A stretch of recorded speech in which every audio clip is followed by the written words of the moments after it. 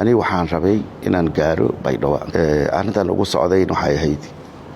Baydhabo dhawaata ka jirta waxa basaansaankeeda muuqda in la rabo in laga abuuro dagaal sokeeye oo waxaan rabnay dib u heshiisiin la qabto markii dadka la isku soo celiyo caadi noqdaan doorasho la qabto arrintii waxaa naga diiday odaygii meesha madaxa ku ahaa oo runtii muddo hilaadkiisa waqti hore kii dastuuriga waqti hore la soo dhaafay laakiin heshiis ummadii aan ka barinay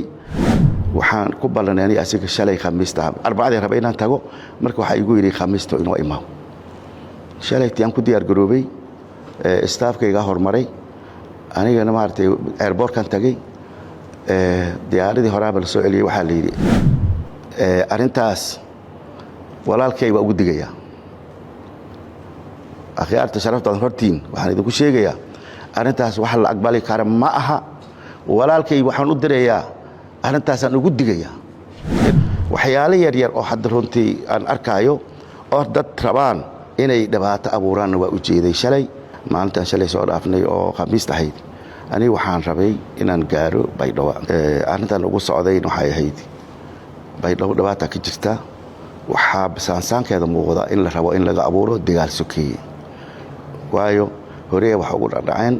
inaan dib u heshiisiin qabno oo arrintaas la xakameeyo marka arrintii ay ahayd waxa igu yiri ma wax dhaba ma jiraan arrintaas dad qalid galay ayagana ma aragtay qaarna talaabaan ka qaanday qaar kale waa cafiinay waa soo noqonayaan waxa ma jiraan wax dib u heshiisiin loo baahan yahay malaha waxaan ogaanay arrintii inay sida ahayn oo dadkii xanaageen oo banaanka u baxeen qaar degmooyinka qaar yaani dad dhibaato tarsanayo inay ma aragtay abaabul weyn galeen oo ku dhawaaqeen hatta maamulkii asiga ahaa in ayaga maamul ayaga la shaqeynaan ahayn oo yaani la dhibaatay ay ku xun yihiin maamulka ilaa laga dhisan maamulkaas ma hoos imaan inay yiraahdeen arrimahaas maadaama ay taagnaayeen waxaan isku dayay dad badan oo akhyaareen oo ku ballanay dad dibadii dalka jooga waan ka wada hadalnay waxaan go'aansanay in Baydhabo isugu tago dadka maqan oo talooyinka laga maarmaynin in loo yeero talada laga maarmaynin in loo yeero dad kale dibadda jiro is soo xilqaamay inay noo yimaadaan oo waxaan rabnay dib u heshiisiin la qabto markii dadka la isku soo celiyo caadi noqdaan doorasho la qabto arrintaas runtii waxaan islahaa arrin qof kasta ku farxaa inay tahay arrintii waxaa naga diiday odaygii meesha madaxa ku ahaa oo runtii muddo hilaadkiisa waqti hore kii dastuuriga waqti hore la soo dhaafay laakiin heshiis ummadii aan ka barinay oo dib u heshiisiinta aad ogeydeen oo taariikhda ahayd oo dad badan intii ku leedeen oo maartay aan markii dambe isugu tagnay dawladda u kala harin barnaamijkaas aniga marka hore bilaabay madaxweynaha uu weyn yahay dhammaan ummadda Soomaaliyeed oo ku farxaday meesha la isugu tagay heshiis dhab ah oo lagu degay lagu barwaaqoy yaa muddo 3 sano ka badan ayaa lagu soo joogay marka waxaan islahayn in doorasho la boobiyo aniga door meel jeera waxa la galay ayadoo ahayn sidii aan ansaxinay oo maartay ummadaas dhan qayb ka ahayday oo dastuuriga ahayday oo Soomaali ku heshiisay in doorashada ku bilaabato ka horna dadka la heshiisiyo yaan u socday marka waa isla hadalnay odaygii aniga gurmadan ku imid waxaan ogaaday in weerar in la aasaasayo dadkii xanaagsan ay rabaan inay magaalada weeraraan xaqiiqdii aadan ugu mahadcelinayaa waan la hadlay saraakiishii dhalinyaradii odayaasha godoodka hogaaminayay kulligood waan la hadlay waxaan yiri arrintaas yaan dagaal la qaadin dibashiisan u soo socdaa meesha aniga soo gurmanaya ciid ka horaan imaanaya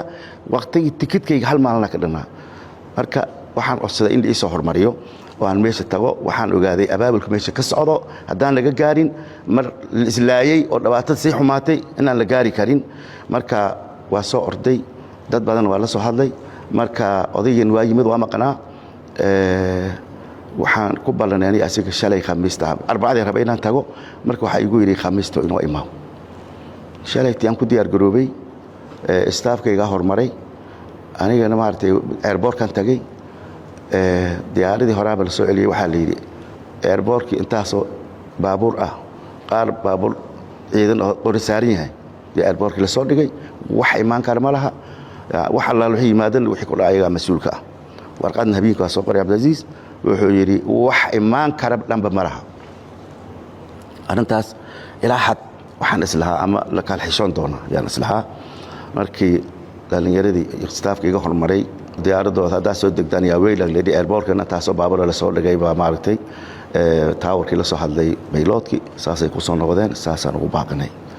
ilaahay xamdigiis diyaaraddiin wax ma gaarin nabad ay ku soo noqotay xalay waxaan maqlay arrimihii isla markii waxaa soo kiciyeen dadkii marka hore is-celcelinayey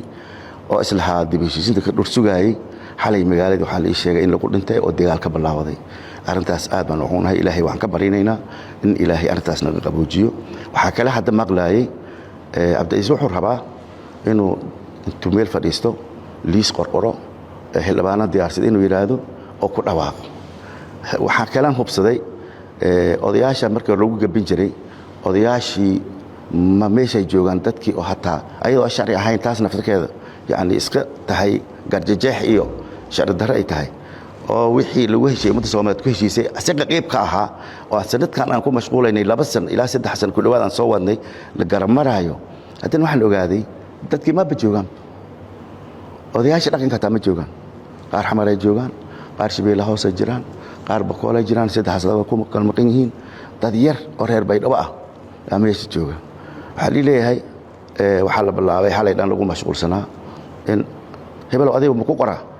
hebel liiskan bilaabay adiga ma ku qoraa dadka qaar iqor qaarni adiga sabab maxaa loo qorayaa oo marsaasa wax lagu noqonayaa in iyo dadka yaabiin walaaliyaal waxaan idin sheegayaa rankii asiga ahaa fidno ku talagalay arrintaas walaalkay waa ugu digayaa akhyaarta sharafta hortiin waxaan idinku sheegayaa arrintaas wax la aqbali karo ma aha walaalkay waxaan u direeyaa arrintaas aan ugu digayaa inuu ka waanto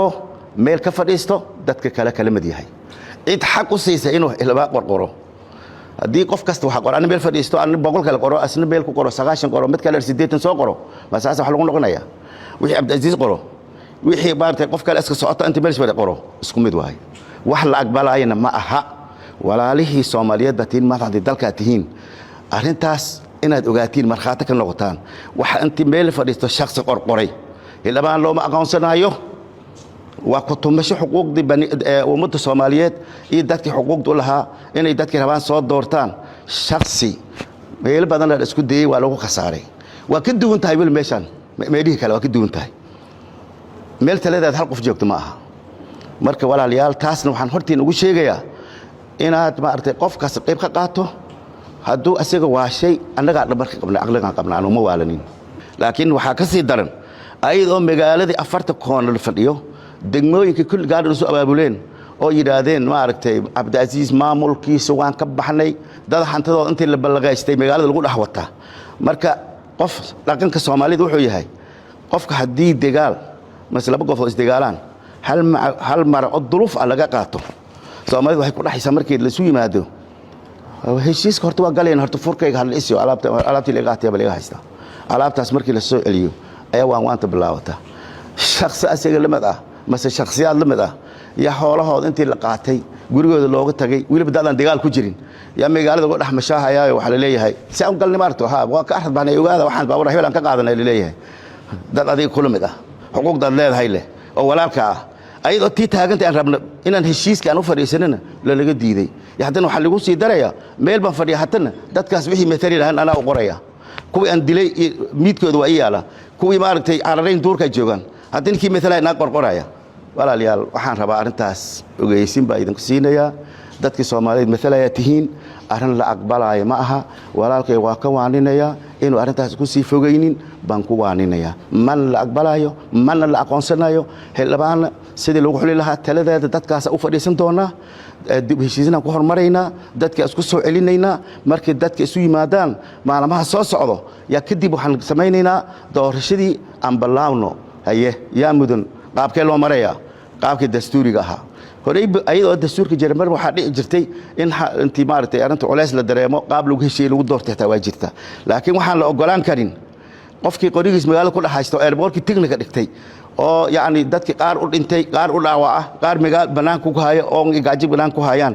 dhaxitaanka baylo hadda ka bilaawday hadii la idin sheego waxa laga soo gudbaan islahayn Soomaali waa ka gudubtay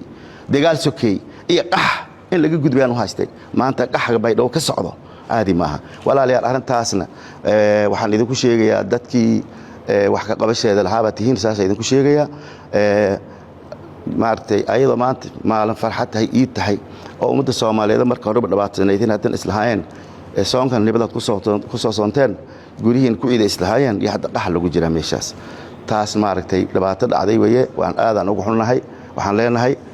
qofka waxaas hogaaminayo inuu ka waanto daraadeedi qofka mas'uulka ah inaad sideedii sharciga islaamku wuxuu qabaa qofka mas'uulka in loo nasteeyo wax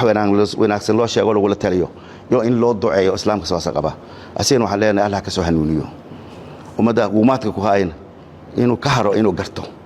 in dadkii talada lahaa oo ummadaas gargaarkooda iyo maslaxadooda ku shaqeynayay oo asigana wiliba olaad u haynin in olaad asiga ku raadsado gacantiisa iyo afkiisa taasna ugu digayna marka waxa arintaas sababtan ugu dheeranahay waxay tahay